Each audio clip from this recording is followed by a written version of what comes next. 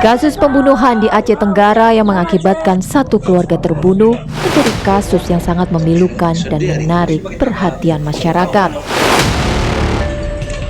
Dendam itu dimulai saat ayah pelaku merasa diperlakukan tidak baik oleh keluarga korban.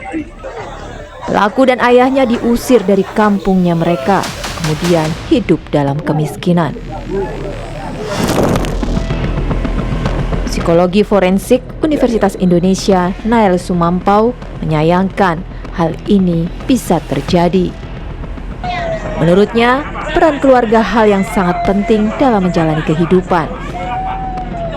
Tentu saya pikir ini sesuatu yang sangat kita sayangkan yang bisa terjadi, dan tentu kita berempati kepada keluarga atau kerabat yang mengenal para korban ini, gitu ya. Jelas bahwa apapun alasannya, hal ini adalah suatu tindak pidana, gitu ya. Dan bahkan saya melihat bahwa ketika ini terjadi dalam suatu institusi yang namanya keluarga, ini saya memahami sebagai suatu tragedi kemanusiaan, gitu ya. Karena kita tahu tentu di dalam konteks kehidupan masyarakat Indonesia, keluarga itu kan punya peran yang sangat penting, gitu ya. Keluarga adalah sumber dukungan, gitu ya. Keluarga harusnya menyediakan suatu katakanlah lingkungan yang aman bagi semua, gitu ya, dalam rangka kemudian seseorang dalam anggota keluarga itu menjalankan kehidupannya.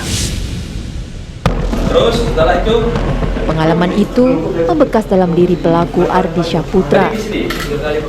Pelaku merasa dendam kepada keluarga korban.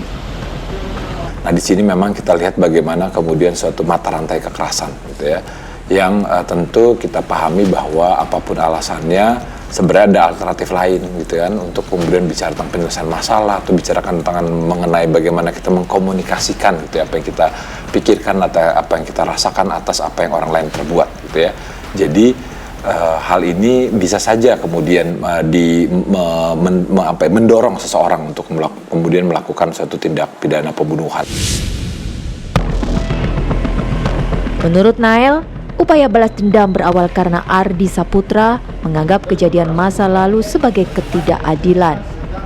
Ardi Saputra kemudian mengambil keputusan yang salah. Pengalaman konflik dalam keluarga itu kan seringkali sesuatu hal yang sering terjadi, gitu ya, bahwa ada perbedaan dalam hal pandangan pendapat atau perbedaan mengenai sesuatu yang dianggap sebagai solusi, gitu ya. Harusnya ada mekanisme yang lain, gitu ya. Mekanisme yang lain itu dalam arti misalnya kita berkomunikasi secara asertif, gitu kan. Tidak ada yang namanya pengabaian, pengucilan, gitu, seperti itu. Dalam sebuah hubungan keluarga, konflik merupakan hal yang sering terjadi. Ardi Saputra memilih menyelesaikan masalah dengan kekerasan. Perilaku agresivitas ini kan sesuatu hal yang dipelajari, gitu ya. Dipelajari dalam arti apa? Bisa jadi si pelaku yang melakukan ini tumbuh hidup dengan suatu internalisasi nilai-nilai bahwa kekerasan itu sesuatu hal yang wajar digunakan, gitu, untuk kita bisa survive, untuk kita membela diri, untuk kita mendapatkan hak-hak kita.